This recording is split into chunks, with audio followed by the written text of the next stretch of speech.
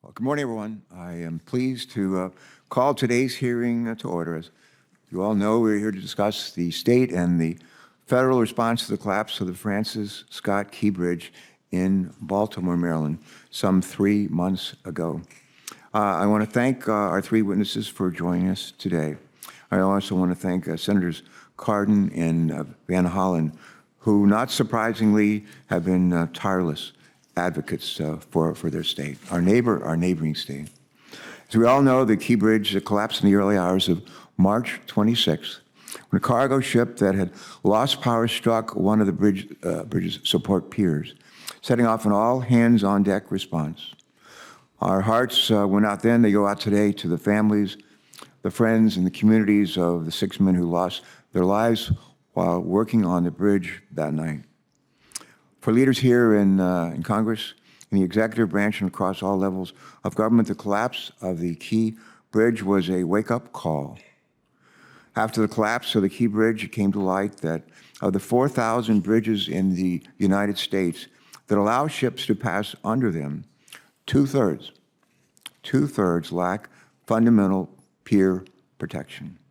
Let me repeat that. Of all the 4,000 bridges in the U.S. that allow ships to pass under them, two-thirds lack functional pier protection.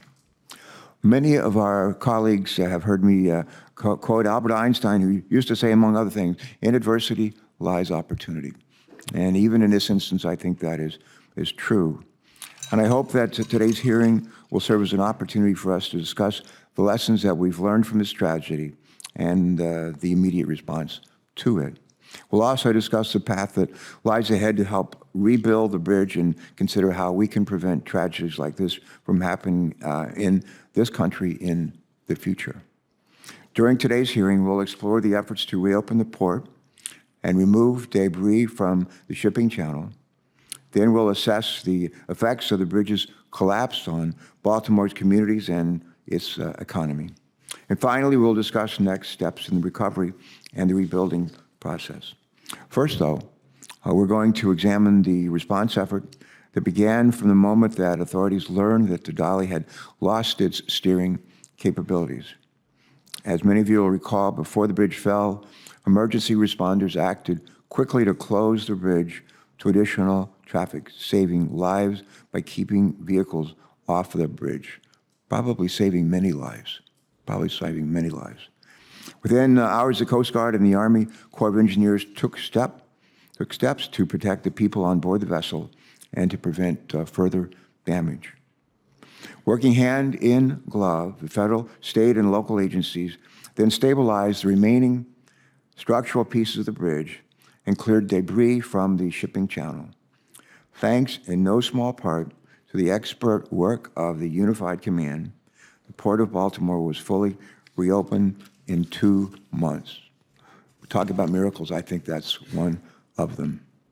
Along with a group of local, state, and federal leaders, including General Spellman, who's here today, the governor and lieutenant governor of Maryland, and members of our staffs, I recently visited the Key Bridge.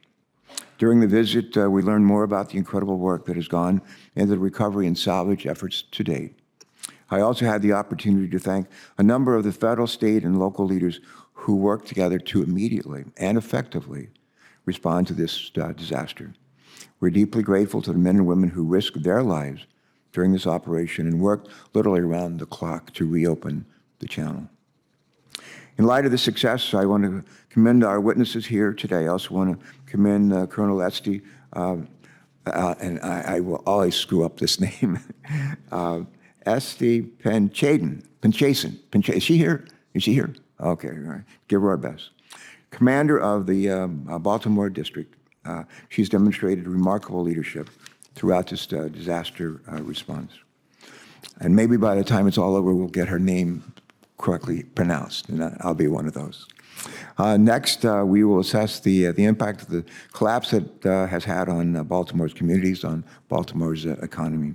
Thousands of people have had their lives disrupted, and the economic impacts of this disaster is still being felt across Baltimore, and my guess is throughout the state of Maryland. Prior to its collapse, more than 30,000 vehicles traveled over the Key Bridge every day, 30,000. Many of the trucks carrying cargo in and out of the Port of Baltimore had to be rerouted onto roads in nearby neighborhoods, which has worsened air quality in surrounding communities, you might imagine. As the response efforts continue, it's essential that we address the far-reaching effects of this disaster on the city and on the region. And finally, with debris removal nearly complete and the federal channel back in full operation, much of the work remaining to be done will now focus on rebuilding the bridge. Planning efforts are still underway, and rebuilding the bridge will be an immense effort that will very likely require continued collaboration between state, federal, and local agencies for years to come. Rebuilding the bridge is also expected to be a large financial undertaking. President Biden has, we all know, has committed the resources of the federal government to help Maryland rebuild. With that said, Administrator Bott testified before this committee just last month that the proceeds of insurance payments and other future claims will be used to reimburse the federal government for a considerable portion of the cost of rebuilding the bridge. Today's hearing probably could not have come at a more opportune time. The President has just submitted a supplemental appropriation request to the Congress.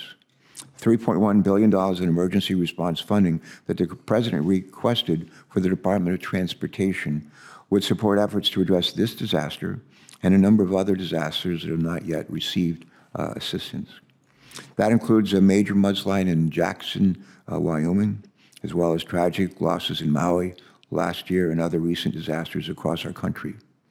Passing the supplemental appropriation bill will be the most expedient path to address not only the needs of Baltimore, but also the needs of a number of other states awaiting assistance. Closing, let me just add that I believe that when all levels of government work together to safeguard and invest in our infrastructure, it makes our communities better, stronger, and safer. And I believe that it is our shared responsibility to make these investments. There's no doubt that we still have significant work ahead of us to continue to build and rebuild the infrastructure that America will need for the 21st century. We look forward to hearing from our witnesses about the coordinated response to the events that have transpired on March the 26th and the work that still lies ahead to rebuild the Key Bridge. And before that, turn to our ranking member, Senator Capito. Before she shares her thoughts with us, let me just acknowledge Delaware and Maryland are neighbors. There's something called the Delmarva Peninsula. We're joined at the hip from north to south in our part. And the question is, how should we treat our neighbors? And we ought to treat our neighbors the way we would want to be treated, and if they're in their shoes. And we'll try to do that as best we can. But this is a shared responsibility. Try to make sure that those other states I mentioned, Maui, I mentioned Hawaii, I mentioned Wyoming, the other states that are facing great difficulties and turmoils and disruption because of their own disasters. We want to make sure that we're fair to them and treat them, even though they're not our neighbors necessarily. We want to make sure that we treat them fairly.